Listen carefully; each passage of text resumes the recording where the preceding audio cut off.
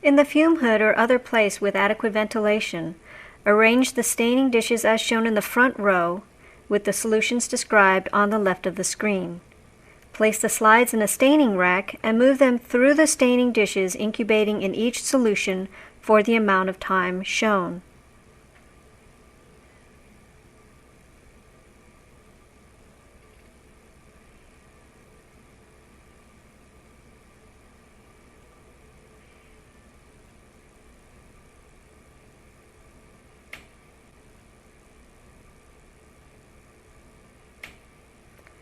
Finally, incubate in tap water.